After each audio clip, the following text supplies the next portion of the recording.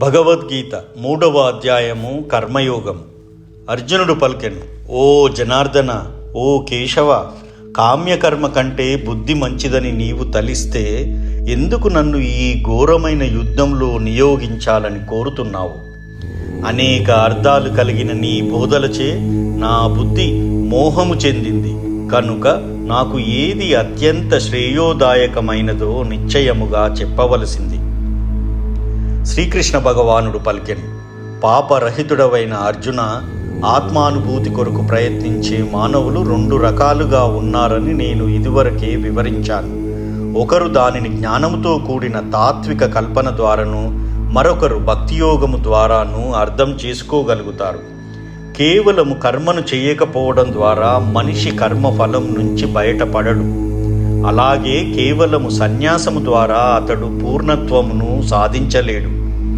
ప్రతి ఒక్కడు ప్రకృతి గుణాల నుండి పొందిన లక్షణాలను అనుసరించే అవశుడై కర్మలో ప్రేరేపింపబడతాడు. కనుక ఏదీ చేయకుండా క్షణకాలమైనా ఎవ్వడూ ఉండలేడు. కర్మేంద్రియాలను నిగ్రహించిన మనసు ఇంద్రియార్థాల పైననే లగ్నమై ఉన్నవాడు నిక్కముగా తనను తాను మోసగించుకొని మిథ్యాచారి అనబడతాడు. ఇంకొక పక్క శ్రద్ధావంతుడైన వాడు మనస్సుచే కర్మేంద్రియాలను నిగ్రహించి సంగత్వము లేకుండా కర్మయోగమును ప్రారంభిస్తే అత్యుత్తముడవుతాడు. నీకు చెప్పబడిన కర్మను చేయవలసింది. ఎందుకంటే ఆ విధంగా చేయడం కర్మ చేయకపోవడం కంటే ఉత్తమమైనది. కర్మ లేకుండా మనిషి తన దేహాన్నైనా పోషించుకోలేడు. విష్ణువు కొరకు యజ్ఞ రూపంలో చేసే కర్మను చేయాలి. లేకపోతే ఈ భౌతిక జగత్తులో కర్మ బంధకారకమవుతుంది. అందుకే ఓ కుంతీపుత్ర, అతని ప్రీత్యర్థమే నీ కర్మలను చేయవలసింది. ఆ ప్రకారంగా నీవు సర్వదా బంధ విముక్తుడవై ఉంటావు. సృష్టి ఆరంభంలో సర్వజీవులకు ప్రభువైన వాడు మానవులను, దేవతలను విష్ణుపరమైన యజ్ఞములతో సహా సృష్టించి, ఈ యజ్ఞముచే మీరు సుఖభాగులు కండి. ఎందుకంటే దీని ఆచరణ మీ సుఖమయ జీవనానికి, మోక్ష ప్రాప్తికి కావలసిన సమస్తమును ప్రసాదిస్తుంది అని పలికి ఆశీర్వదించాడు. యజ్ఞములచే ప్రసన్నులై దేవతలు కూడా మీకు ప్రీతిని కలిగిస్తారు. ఆ విధంగా మానవుల, దేవతల మధ్య పరస్పర సహకారంతో అందరికీ శ్రేయస్సు కలుగుతుంది. వివిధ జీవిత అవసరాలకు అధిపతులైన దేవతలు యజ్ఞ నిర్వహణ ద్వారా సంతృప్తి చెంది మీకు అన్ని అవసరాలను సమకూరుస్తారు. కానీ అటువంటి కానుకలను తిరిగి దేవతలకు సమర్పించకుండానే భోగించేవాడు నిశ్చయముగా చోరుడు అవుతాడు. మొట్టమొదట యజ్ఞానికి సమర్పించిన ఆహారమును తినే కారణంగా భగవద్భక్తులు అన్ని రకాలైన పాపాల నుండి విడిపడతారు. స్వీయేంద్రియ భోగం కొరకు ఆహారమును తయారు చేసుకునే ఇతరులు కేవలము పాపమును తింటారు. దేహాలన్నీ ధాన్యముపై ఆధారపడి జీవిస్తాయి. ధాన్యము వర్షము వలన ఉత్పత్తి అవుతుంది. వర్షాలు యజ్ఞాచరణము ద్వారా కురవగా యజ్ఞము విద్యుక్త కర్మము నుండి ఉద్భవిస్తుంది. నియమిత కర్మలు వేదాలలో చెప్పబడినాయి. అట్టి వేదాలు భగవంతుని నుండే ప్రత్యక్షంగా ప్రకటమయ్యాయి. అందుకే సర్వవ్యాపకమైన పరబ్రహ్మము యజ్ఞ కర్మలలో నిత్యముగా ప్రతిష్ఠితుడై ఉంటాడు. అర్జున, ఈ విధంగా వేదాలచే నిర్ణయించబడిన యజ్ఞ చక్రమును జీవితములో అనుసరించని వాడు నిక్కముగా పాపమయ జీవనమే గడుపుతాడు. కేవలము ఇంద్రియ ప్రీతికే జీవిస్తూ అట్టివాడు వ్యర్థముగా జన్మను గడుపుతాడు. కానీ ఆత్మానుభూతితో కూడిన జీవితముతో ఆత్మలోనే ఆనందము పొందుతూ పూర్ణ సంతుష్టుడై కేవలము ఆత్మలోనే తృప్తి చెందే వానికి చేయవలసిన కర్మ ఏదీ ఉండదు. ఆత్మానుభూతిని పొందిన మనిషికి తన విద్యుక్త కర్మల నిర్వహణ ద్వారా పొందవలసిన ప్రయోజనము గాని, అటువంటి కర్మ చేయకపోవడానికి కారణము గాని ఉండదు. అలాగే ఏ ఇతర జీవునిపై ఆధారపడవలసిన అవసరము అతనికి ఉండదు. అందుకే కర్మ ఫలాల పట్ల ఆసక్తి లేకుండా మనిషి విధిగా కర్మను చేయాలి. ఎందుకంటే సంగత్వం లేకుండా పని చేయడం ద్వారా అతడు భగవంతుణ్ణి పొందుతాడు. జనకుని వంటి రాజులు కేవలము కర్మలను నిర్వహించడం ద్వారానే పూర్ణత్వమును పొందారు. అందుకే జన సామాన్యానికి బోధించే నిమిత్తము నీవు తప్పక కర్మను చేయాలి. శ్రేష్ఠుడైన వ్యక్తి ఏ కార్యం చేస్తే సామాన్య జనులు దానిని అనుసరిస్తారు. ఉత్తమమైన కర్మల ద్వారా అతడు దేనిని ప్రమాణంగా నెలకొల్పుతాడో దానిని లోకమంతా అనుసరిస్తుంది. ఓ పృథాకుమార, ముల్లోకాలలో నాకు విధింపబడిన కర్మ ఏదీ లేదు, నేను కోరేది ఏదీ లేదు, దేనిని పొందవలసిన అవసరమూ లేదు. అయినా కూడా నేను విద్యుక్త కర్మలలో నెలకొన్నాను.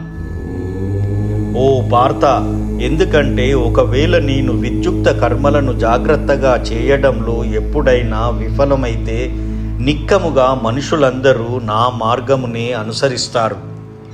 నేను విధి పూర్వకమైన కర్మలను చేయకపోతే ఈ లోకములన్నీ నాశనమవుతాయి. అనవసరమైన ప్రజా సృష్టికి నేను కారణుడినై తద్వారా జీవులందరి శాంతిని నష్టపరిచిన వాడనవుతాను. పామరులు ఫలాల పట్ల ఆసక్తితో తమ కర్మలను చేసినట్లుగా విద్వాంసుడు జనులను సరియైన మార్గంలో నడిపించడానికి అదే రకంగా కానీ సంగరహితంగా వర్తించాలి.